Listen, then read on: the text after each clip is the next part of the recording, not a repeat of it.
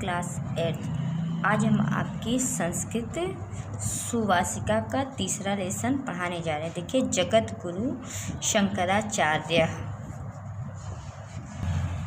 देखिए, आदि गुरोः शंकराचार्यस्य जन्म केरल प्रान्ते काल्डी नाम के ग्रामे अभवत्। आदि गुरु यानी प्राचीन गुरु शंकराचार्य से शंकराचार्य का नाम है। जन्म केरल प्रांत के काल्की नामक ग्रामे मतलब गांव में अभवत मतलब हुआ था।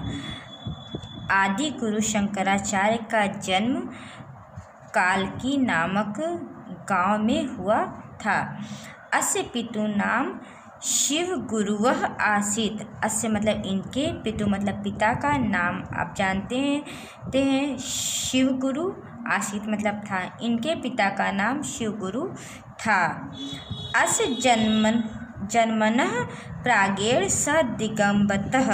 अस्य मतलब इनके जन्म से मतलब जन्म से, प्रागेव मतलब पहले ही, वह मतलब वह दिगंबत यानी मृत्यु को प्राप्त हो गए थे या मर गए थे। इनके जन्म से पहले ही इनके पिता की मृत्यु हो गई थी। माता आर्यम्मा एव अस्य पालनम अकरोत्। माता आर्यम्मा ने एवा अस्य मतलब एवं मतलब ही, अस्य मतलब इनका पालन पोषण अकरोत् मतलब किया। माता आर्य अम्मा ने ही इनका पालन पोषण किया।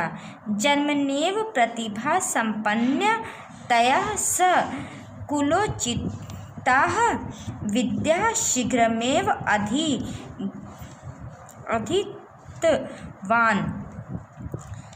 जन्म से ही प्रतिभा संपन्न होने के कारण उन्होंने कुल से प्राप्त विद्या को शीघ्र यानी जल्दी ही अधिकवान मतलब ग्रहण कर लिया। जन्म से ही प्रतिभा संपन्न होने के कारण उन्होंने कुल की विद्या को शीघ्र ही ग्रहण कर लिया। मनसा वचसा कर्मणा च विरक्ता शंकरः मातरम संन्यासस्य अनुमतिम अयाचत। मनसा यानी मन से, वचसा यानी वचनों से, कर्मणा यानी कर्म से, च मतलब और, विरक्त यानी अलग, शंकर मतलब नाम है, मातरम मतलब माता से, संन्यास मतलब संन्यास की, अनुमति मतलब आज्ञा, अयाचत मतलब मांगी। मन, वचन और कर्म से विरक्त या अलग शंकराचार्य ने माता से संन्यास की अनुमति मांगी। पुत्र स्नेह वशाः स शंकरस्य इमा प्रार्थना न स्वीकृतवती। पुत्र स्नेह मतलब प्रेम से, वशीभूत होकर सा मतलब उन्होंने, शंकर की, इमा मतलब ये, प्रार्थना मतलब प्रार्थना यानी हम किसी से कुछ मांगते यानी प्रार्थना करते, ना मतलब नहीं, स्वीकृत की। पुत्र के स्नेह से वशीभूत होकर उन्होंने या माता ने शंकर की ये प्रार्थना स्वीकार नहीं की। देखिए अगला अवतर।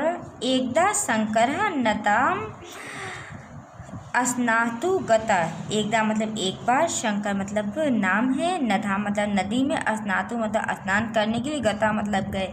एक बार शंकर नदी में स्नान करने के लिए गए। तत्र नक्रेण गृहीतः च उच्चैः आक्रोशत्। तथा मतलब वहाँ, नक्रेण मतलब नक्रेण यानी मगरमच्छ के, गृहीत मतलब पकड़ लेने पर, स मतलब वे, उच्च मतलब जोर से, आक्रोशत मतलब चिल्लाए। वहाँ मगरमच्छ के द्वारा पकड़ लिए जाने पर वे जोर से चिल्लाए। आक्रोशम श्रुत्वा माता नदी तीरम गतः। आक्रोशम मतलब चिल्लाना, श्रुत्वा मतलब सुनकर, माता नदी तीरम मतलब नदी के किनारे, गता मतलब गई। चिल्लाना सुनकर या उनका चिल्लाना सुनकर माता नदी किनारे गई। पुत्रः च नक्रेण गृहीतम पश्यः। और पुत्र को मगरमच्छ के द्वारा पकड़ा देखा। शंकरः अवदत्। शंकर बोले, अम्ब माता, यदि संन्यास गृहीतुम मा अनुमस्य ते तहि अहम नक्रात् मुक्तो भविष्यामि। माता यदि संन्यास गृहीतुं मतलब ग्रहण करने की, मां मतलब मुझे, अनुमस्य मतलब अनुमति दो, तही मतलब तभी, अहम मतलब मैं, नकरात मतलब मगरमच्छ से मुक्त मतलब आज़ाद, भविष्यामि मतलब हो जाऊंगा। माता यदि मुझे संन्यास लेने की इच्छा दो तो ही मैं मगरमच्छ से मुक्त हो जाऊंगा। अनिच्छस्य अपि माता, अनिच्छा से माता ने, वस्य बालक, यथा तुभ्य रोचते तथा कुरु, यथा मतलब जैसा, तुम मतलब तुम्हें, रोचते मतलब उचित लगे या रुचिकर लगे, तथा मतलब वैसा, कुरु मतलब करो। बालक जैसा तुम्हें या तुम्हारी इच्छा हो वैसा करो। इति कष्टेन अकथयत, ऐसा उन्होंने ने कष्ट से कहा। इति इच्छुआ शंकरस्य नक्रात मुक्ता अभवत, यह सुनते ही या उनकी यह इच्छा है यह जानकर ही शंकर मगरमच्छ से मुक्त हुए। नताम बहिर्निर्गतः मातु चरणयोः प्रणाम मम स अवदत्। नदा मतलब नदी से, बहिर्निर्गता मतलब बहिर मतलब बाहर, निर्गता मतलब निकलकर, मातु मतलब माता के, चरणों मतलब पैरों में, प्रणाम जानते हैं प्रणाम करके या पैरों को छूकर, सा मतलब वह बोले, मत माता, नदी से बाहर निकलकर माता के चरणों में प्रणाम करके वह बोले, यद्यपि गच्छा अम्य अहम संन्यासाय, यद्यपि मैं संन्यास लेने के लिए जाता हूँ, तथापि फिर भी तदेव त्वम माँ स्मरति, तुम तथैव मतलब जब भी तुम मतलब तुम, माँ मतलब मुझे, स्मरयसि मतलब याद करोगी, तथैव मतलब तब, उपस्थितो मतलब उपस्थित, भविष्यामि मतलब हो जाऊंगा। जब भी तुम मुझे याद करोगी मैं उपस्थित हो जाऊंगा अर्थात आ जाऊंगा। एव प्रतिज्ञाय गृहाम निर्गच्छत, यह कहकर वह घर से निकल गए। बच्चों स्पष्ट होगा। वैसे ये लेसन अगर आप 9 में संस्कृत लेंगे तो ये लेसन आपका कक्षा 9 में भी आएगा। वैसे मुझे ऐसा लगता है कि आपको समझ में आ गया होगा, ना भी समझ में आया हो तो जब स्कूल आपका खुलेगा तो मैं क्लास में आपको जितने भी लेसन मैंने अब तक पढ़ा है वो सब जो है वो दोबारा से आपको ज़रूर रिपीट कराऊंगी, फिर से आपको ज़रूर पढ़ाऊंगी। देखिए आगे पढ़ते हैं। अथ परिवाच्यके सह देशं पर्यटम शंकरः काश्यां गोविंदपादकाचार्येभ्य वेदांत विद्याम अधीतवान। मतलब इसके बाद परिवाचक के मतलब सन्यासियों, स मतलब साथ, देशम मतलब देश विदेश पर्यटन मतलब घूमते हुए कश्याम मतलब कश्यप,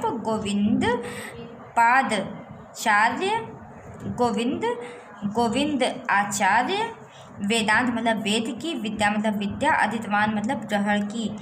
इसके बाद सन्यासियों के साथ देश विदेश घूमते हुए आचार्य कश्यप गोविंदाचार्य से वेदांत की शिक्षा ग्रहण की। अनंतरम मुख्या नाम उपनिषदाम, इसका दूसरा नाम या मुख्य नाम उपनिषद है। ब्रह्मसूत्राणाम ब्रह्मसूत्र, श्रीमद्भगवत गीताम भाष्यामि अचरत।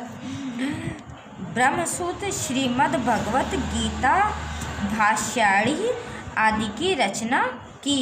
अनेन विरचितानि बहुनि श्रोत काव्यान अपि सन्ति, येषु भजन गोविंद श्रोतम अतीव लोकप्रियम अस्ति। अनेन मतलब इन्होंने, अनेन मतलब बहुत से, विरचितानि मतलब रचनाओं की, बहुनि मतलब श्रोतों की, कि यीशु मतलब जिनमें भजन गोविंद स्रोत अति लोकप्रिय है। इन्होंने बहुत से स्रोत काव्यों की रचना की जिनमें भजन गोविंद स्रोत अति लोकप्रिय है। एवं मन्यते यत् मरणासन्ना माता तथैव अस्य स्मरत् अकरोत्। एवं मतलब ऐसा मन्यते मतलब मानना है, यत् मतलब जब मरणासन्न मरती हुई माता ने तथैव मतलब जैसे ही इन्हें स्मरण करो याद किया। ऐसा मानना है कि मरती हुई माता ने जैसे ही इन्हें याद किया तदेव वायम त्वत् समीपम अगच्छत, वैसे ही वे उनके पास गए। दिवम गतायाम मातरी संन्यस्तो अपि सह पुत्र उचितम सर्वकृत संपादिता। दिगंबर मतलब माता के गतायाम मरने के बाद भी सन्यासी होते हुए भी मतलब उन्होंने पुत्र के द्वारा करने वाले सर्व मतलब सारे कृत मतलब करने वाले संपादिता मतलब संपादित किए या कार्य किए।